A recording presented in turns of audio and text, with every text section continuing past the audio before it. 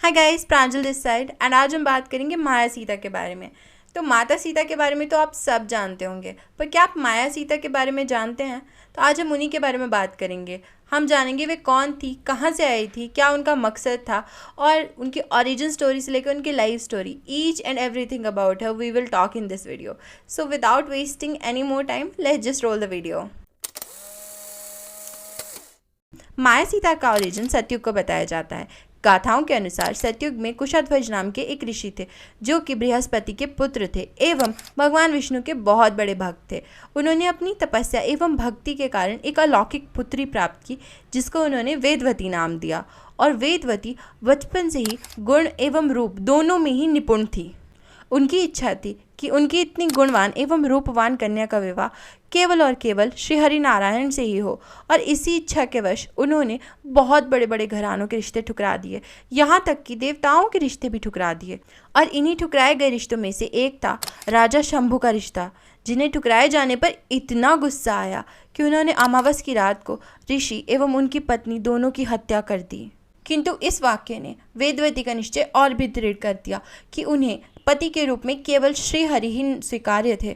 और अब वे अपने पिता के आश्रम में रह के ही घनघोर तपस्या करने लगी और वे सारा दिन यज्ञ करती रहती एवं तपस्या करती रहती।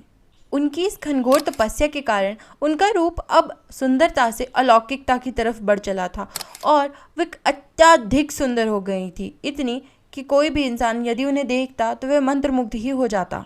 रामायण के अनुसार उन्हें काले हिरण की खाल पहने बताया गया है कि उनके लंबे और काले घने बाल अब जटाएं बन चुके थे जो केवल उनकी खूबसूरती को बढ़ाते ही जा रहे थे।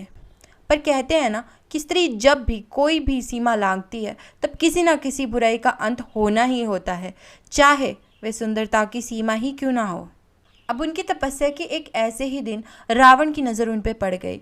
उनका अत्यधिक सुंदर रूप देखकर वह भी मोहित हो गया और उसने उन्हें विवाह का प्रस्ताव दिया, जो कि उन्होंने ठुकरा दिया।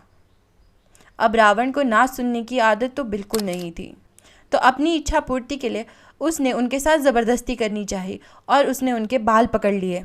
पर इससे पहले कि रावण कुछ भी कर पाता, उन्होंने सामने जल रही हवन कुंड की अग्नि में स्नान कर लिया। किंतु मरने से पूर्व उन्होंने रावण को एक वचन दिया कि तुम्हारी मृत्यु का कारण मैं ही बनूंगी। रावण को लगा कि वेदवती की कहानी वहीं खत्म हो गई, किंतु ऐसा बिल्कुल भी नहीं था। देवी भागवतम के अनुसार अग्नि में संलग्न हुई वेदवती को अग्निदेव ने अपनी रक्षण में ले लिया एवं उसे अपने महल लेकर आ गए। अग्निदेव ने वेदवती को नारायण के षड्यंत्र के बारे में बताया और बताया कि उसे माया सीता बन के रावण को छलना है, जिसके लिए वह मान गई।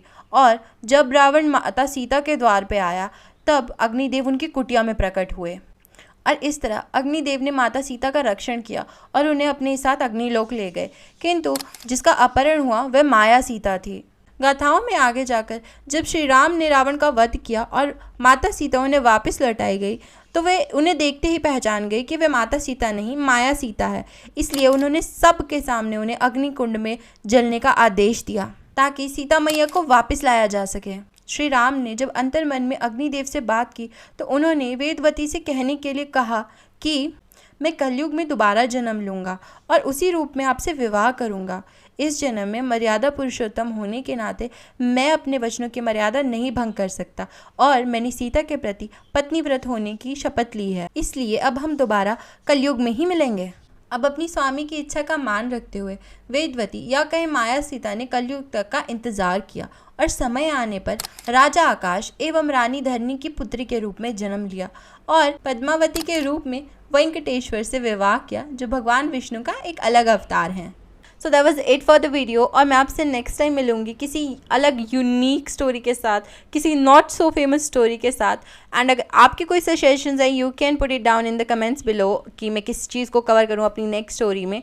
सो I will look through them and yeah that's it for today and I will see you next time. So bye bye.